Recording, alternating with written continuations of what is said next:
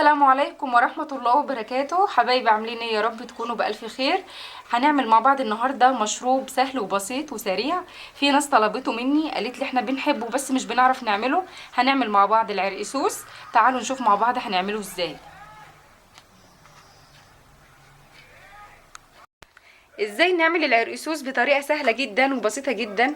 عندي شويه من العرقسوس، طبعا كل واحد بيعمل على قد الكميه اللي هو عايزها. عندي نص معلقه من الكربوناتو هنحطها على العرقسوس، وعندي فنجان من الميه هننزل بيه واحده واحده، وهندعك العرقسوس بتاعنا.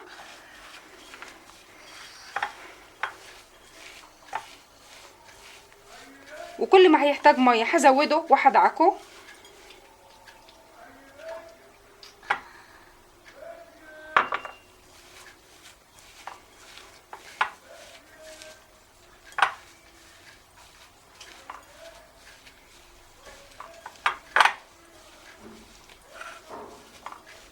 لحد ما تلاقي اللون بتاعه ابتدى يتغير معاكي. هو اهم حاجه فيه الدعكه بتاع اللي انا بعملها دي.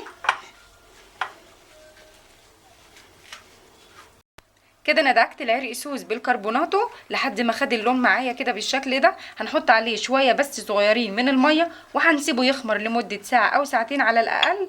وبعد كده تحطيه في قماشه نظيفه او شاشه نظيفه لحد ما ينزل كل بقى الصوص اللي فيه. وبعد كده هنصبه معاكم وهوريكي شكله عامل ازاي. عملنا مع بعض النهارده مشروب العرقسوس.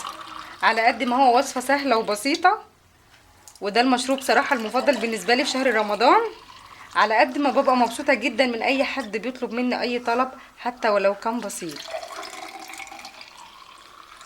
يا رب يكون فيديو النهاردة عجبكم. ما تنسونيش في لايك وشير. اشكركم جدا، والسلام عليكم ورحمة الله وبركاته.